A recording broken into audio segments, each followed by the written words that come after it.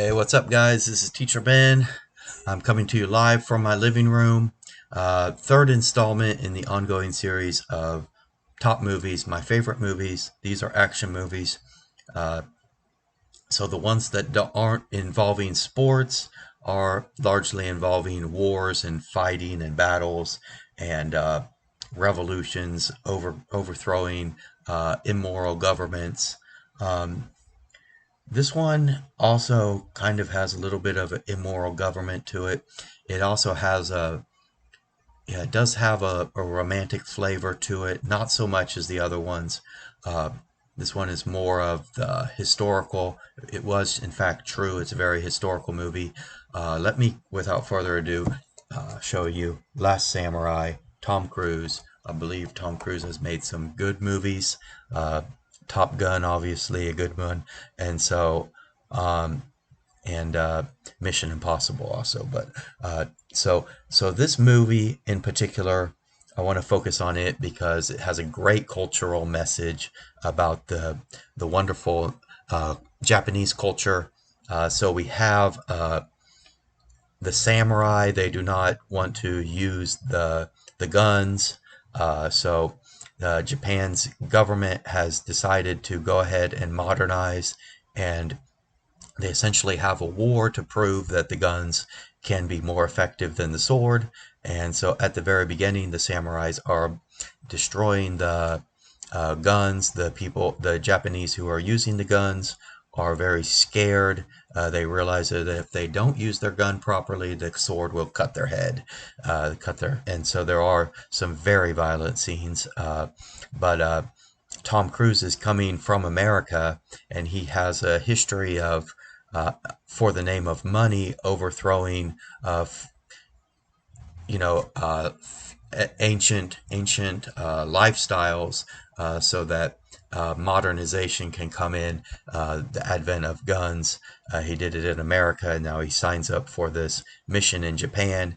Uh, Ends up fighting the first battle, and he says, the guys are not ready. They're not able to use their guns appropriately. The leader says, we have superior technology. You must attack. And he goes, they're not ready. So they do get destroyed in the battle. Almost everybody dies. Tom Cruise, uh, I forget his name in the movie, but Tom Cruise he's getting ready to be beheaded, and he's about the last person to die from the Japanese army, and he ends up killing one or two guys. The leader's wife's, no, or one of his brothers. Yeah, I think it was his brother, and then the the guy who he kills, he ends up falling in love with uh, his former wife, and so the leader says, "Look, this guy has an incredible spirit to him. Let's not behead him, even though we can right now. Let's take him back to our secret camp." This is a really long movie to tell because the message is really good, and I won't get into all of the details, I'm thinking, but yeah. So he does go back to the camp. Eventually, he learns the way of the samurai. He learns to be very good at sword. So it does kind of have that message: master your body and do incredible things with fighting. All these movies have fighting in them, and so time comes. The Japanese uh, do have time to master the art of using the guns. And then the main point here is they actually get yet another technological advantage here. They actually get cannons. So there is one final fight scene, and all of the samurai die, and a very wonderful message at the end of the movie.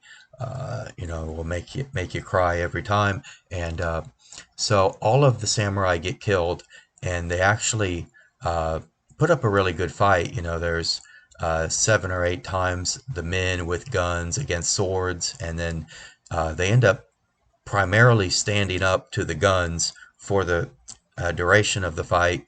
Uh, the last scene is there's 40 or 50 samurai left, and they make a charge up against the cannons, and so the cannons do prevail in the end. The Japanese get a little bit scared, but they do manage to get that uh, gun loaded and fire, and they do kill everybody.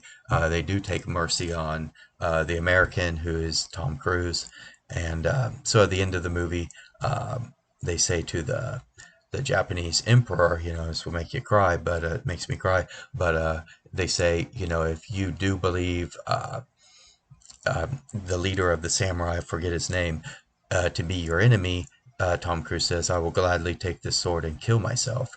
But the emperor will not say the samurai is his enemy, so they end up modernizing but remembering their past. So that's kind of the reality of Japan in 2023. They have modernized, but they do remember the past, and this movie kind of glorifies the samurai. So there you have it. That is The Last Samurai. Hope you enjoyed my lesson, and like and subscribe. Have a nice day. This is Teacher Ben.